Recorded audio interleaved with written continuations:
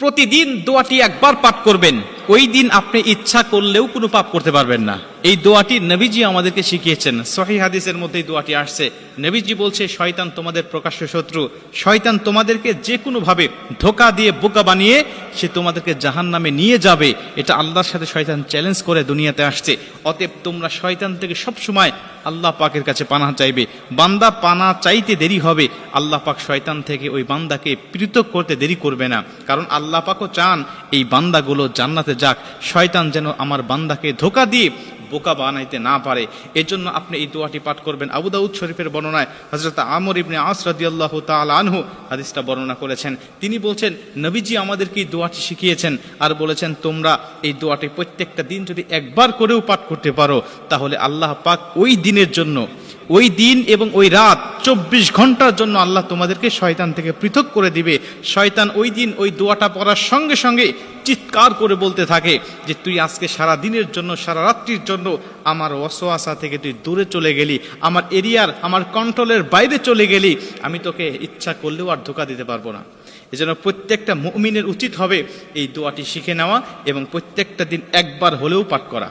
আল্লাহ রাসূল সাল্লাল্লাহু আলাইহি ওয়াসাল্লাম দোয়াটি বলছেন, আউযু বিল্লাহিল আযীম ওয়া বিওয়াজহিল কারীম ওয়া সুলতানিহিল কাদিম মিনাশ শাইতানির রাজিম।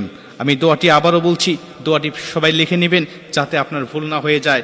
সহি সুন্দর করে আস্তে আস্তে আপনার প্রত্যেকটা দিন একবার হলেও পাঠ করবেন।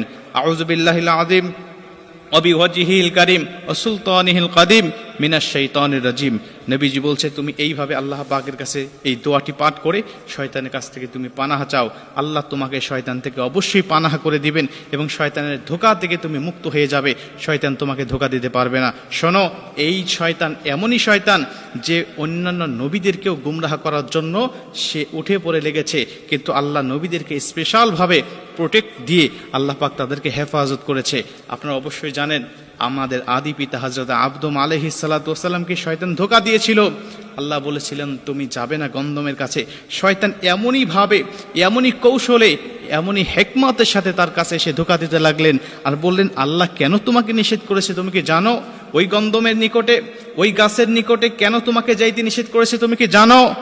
তুমি যদি সেখানে যাও আজীবন জান্নাতের মধ্যে থাকতে পারবে, আর যদি না যাও তাহলে তোমাকে দুনিয়াতে পাঠিয়ে দেওয়া হবে। মানে পুরা উল্টা বুঝিয়ে আমাদের আদম আলাইহিস সালাতু ওয়াস সালামকে গন্ধম খাওয়াতে বাধ্য করেছিল। এজন্য আপনাকেও শয়তান আসবে নেক্সট সুরতে ধোঁকা দেওয়ার জন্য, আপনার কাছে আসবে আপনাকে ধোঁকা দিয়ে বোকা বানানোর জন্য, বিভিন্নভাবে আপনাকে ইবাদত থেকে মাহরুম করার জন্য, যেন আপনি জান্নাতে না যেতে পারেন। জাহান্নামে যাওয়ার জন্য আপনার কোন পন্থা, কোন কৌশলে আপনাকে জাহান্নামে নিতে হবে, এই বিষয়গুলো শয়তান আপনাকে ধোঁকা দিয়ে বোকা বানিয়ে আপনাকে নিয়ে যাওয়ার জন্য বিভিন্ন কৌশল করে আপনাকে বাধ্য করবে। এজন্য আপনি ইচ্ছা করলেও শয়তানের কাছ থেকে বিরত থাকতে পারবেন না, কিন্তু আপনাকে পারার জন্য এই দোয়াগুলো অবশ্যই পাঠ করতে হবে, দোয়াগুলো পড়তে হবে।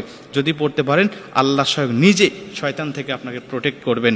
আল্লাহ পাক আমাদের সবাইকে এই দোয়াটা পাঠ করার তৌফিক দান করুন।